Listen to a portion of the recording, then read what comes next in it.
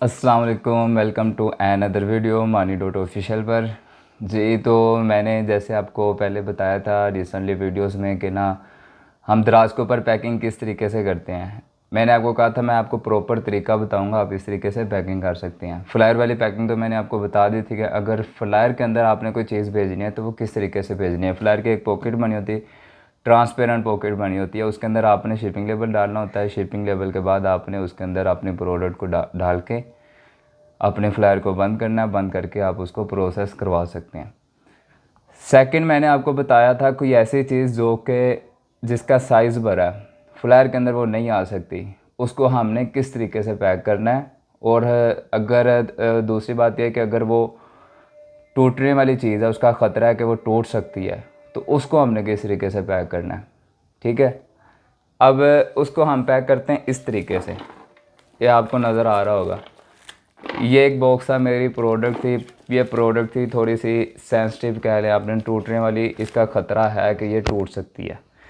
मैंने इसके ऊपर सबसे पहले किया कॉटन रोल। कॉटन रोल मैंने आपको बताया हुआ है क्या चीज़ होती है, मैं आपको दोबारा बता देता हूँ। फिर उसके बाद मैंने किया बबर रोल, बबर रैप भी मैंने आपको बताया हुआ। फिर उसके बाद सीलिंग रोल मैंने किया। सीलिंग रोल करने के बाद मेरी ये पैकिंग मुकम्मल हुई।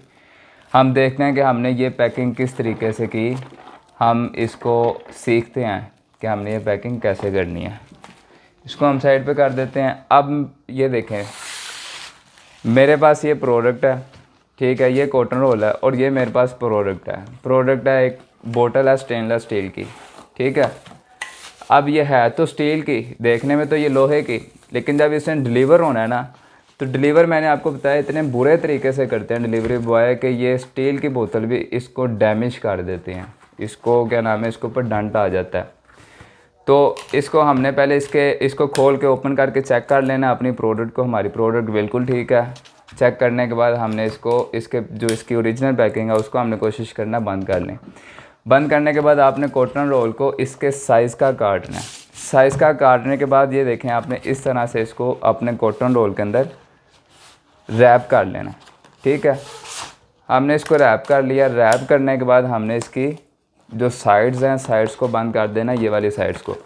आपके पास कैंची है, कैंची के साथ भी आप इसके साइड्स को बंद कर सकते हैं। कैंची नहीं है तो आप इस तरीके से इसको भी बंद कर सकते हैं, ठीक है।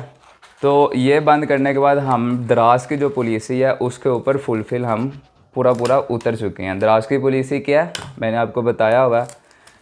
दराज की पॉलिसी ये है कि आप जो प्रोडक्ट कस्टमर को भेज रहे हैं वो नज़र नहीं आनी चाहिए। अब आप मुझे ये बताएं कि अगर मैं आपके सामने ये चीज़ पैक ना करता, आप बता सकते हैं कि इसके अंदर क्या चीज़ है? आप नहीं बता सकते, ठीक है। ये दराज की पॉलिसी है कि कस्टमर को पता नहीं चलना चाहिए।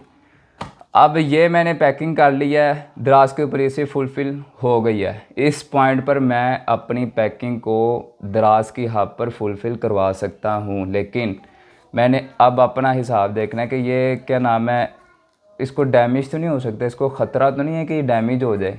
मुझे पता है मैंने इस तरीके से भेज दिया लेकिन डैमेज होकर वापस आई है।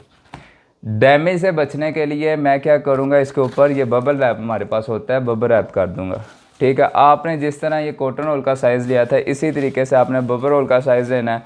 बबल रोल का साइज़ लेने के बाद आपने इसके ऊपर कुछ इस तरीके से रैप कर देना है, ठीक है।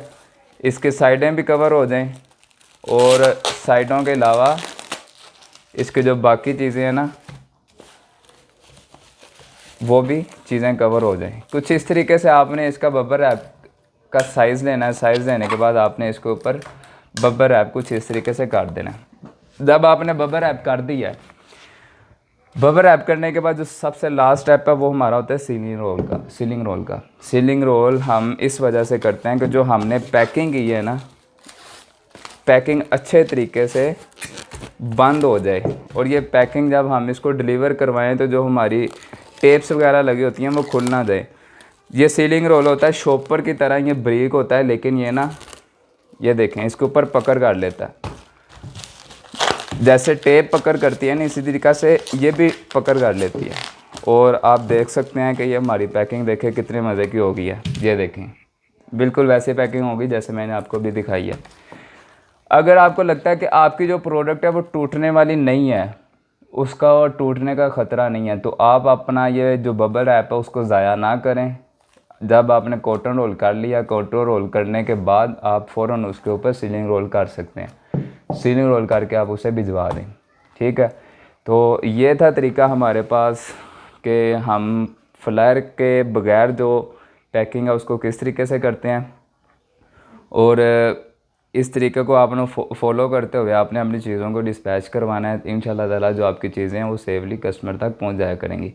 बहुत से लोगों को इन चीज़ों का आइडिया नहीं होता, वो समझते हैं कि ना ये चीज़ बिल्कुल सही पहुंच जाएगी, जैसे हमने भेजी है वैसे पहुंच जाएगी। उनको ये अंदाज़ा नहीं होता आपके प्रोडक्ट को रास्ते में क्या क्या चीज़ें फेस करनी पड़ती है, कितनी मुश्किलात आपके प्रोडक्ट को आती हैं, जिसकी वजह से आपकी प्रोडक्ट डैमेज हो जाती है।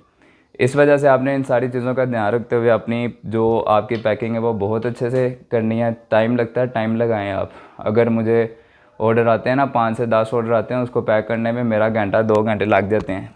मैंने तो आपके सामने ये कोई 3-4 मिनट में, 5 मिनट में ये पैकिंग कर ली होगी। स्टार्टिंग के अंदर आपको ये 10-10, 15-15 मिनट लग जाएंगे। ऐसे ऐसा आप भी इस चीज़ से आदी हो जाएंगे और आप भी इंशाल्लाह ताला आपकी स्पीड काफ़ी हो जाएगी और आप 10 मिनट में 10 पार्सल भी पैक करने की सलाहियत रखते होंगे। तो चैनल को सब्सक्राइब लाजमी किया करें ताकि मुझे भी हौसला हुआ करे कि आप क्या नाम है चीज़ों को लर्न कर रहे हैं, सीख रहे हैं, इसलिए आप चैनल को सब्सक्राइब भी कर रहे हैं, ठीक है। तो मुझे इजाज़त दे अगली वीडियो के लिए। तो इंशाल्लाह मिलते हैं हम अगली वीडियो में। अल्लाह हाफिज़।